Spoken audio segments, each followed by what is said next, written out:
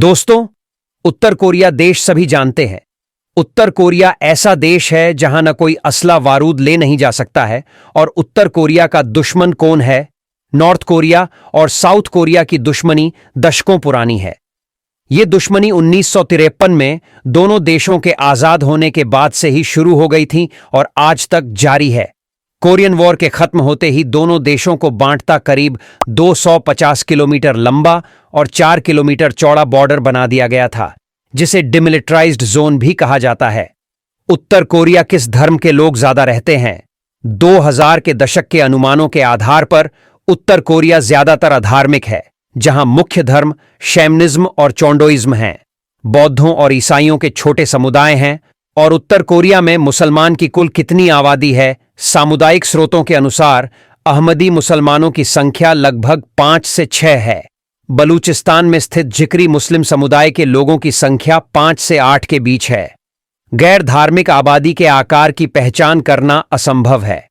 भारत और दक्षिण कोरिया दोस्तों हैं और उत्तर कोरिया कितना ताकतवर देश है। उत्तर कोरिया के पास 13 लाख सैनिकों वाली दुनिया की चौथी सबसे बड़ी सेना है।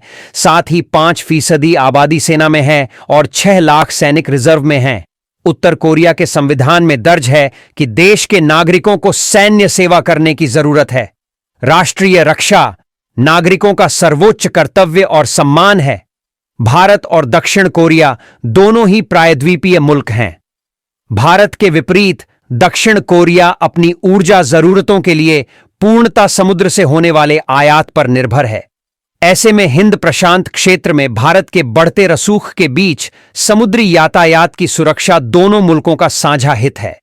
हिंद महासागर में भारतीय नौसेना का दबदबा सियोल के लिए कारगर साबित हो सकता है।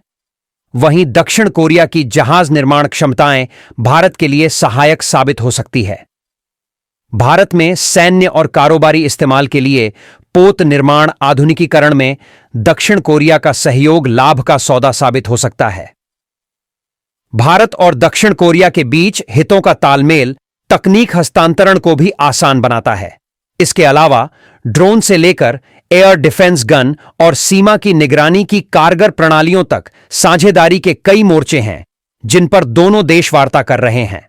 उत्तर कोरिया के साथ लगने वाले डीमिलिटराइज्ड जोन में दक्षिण कोरिया ने जिस तरह निगरानी के संवेदनशील सिस्टम विकसित किए हैं, वो अगर भारत को प्राप्त हो जाए तो पाकिस्तान के साथ लगी नियंत्रण रेखा घुसपैठ की चुनौतियों से निपटने में भारत के लिए कारगर साबित हो सकते हैं। भारत और दक्षिण Korea missile, air defence system के साझा विकास और उत्पादन को लेकर भी बात कर रहे हैं। दोनों ही देश इंडो पैसिफिक नीति के समर्थन में हैं और तो और भारत की एक्ट ईस्ट नीति की तरह दक्षिण कोरिया की नई दक्षिण नीति का उद्देश्य भी दक्षिण पूर्व और दक्षिण एशिया के देशों के साथ आर्थिक, राजनयिक और सामरिक संबंधों का सुदृढ़ीकरण करना है। दक्षिण कोरिया के नई दक्षिण नीति के अनुसार वो उत्तर पूर्व एशिया, दक्षिण पूर्व एशिया, ऑस्ट्रेलिया और भारत के साथ अपने संबंध मजबूत करेगा। भारत भी अपनी एक्ट ईस्ट पॉलिसी को अमलीजामा पहनाने पर ध्यान केंद्रित कर रहा है। अमेरिका चीन में बढ़ते व्यापार युद्ध को देखते हुए भारत को नए बाजार की आवश्यकता है। ऐसे में भारत दक्षिण कोरिया के साथ आर्थिक संबंधों को नई दिशा दे सकता है। और इंटरेस्टिंग की बात यह है कि उत्तर कोरिया में हिंदू धर्म के लोगों की संख्या लगभग उत्तर कोरिया के पास 13 लाख सैनिकों वाली दुनिया की चौथी सबसे बड़ी सेना है। साथ ही 5% आबादी सेना में है और 6 लाख सैनिक रिजर्व में हैं।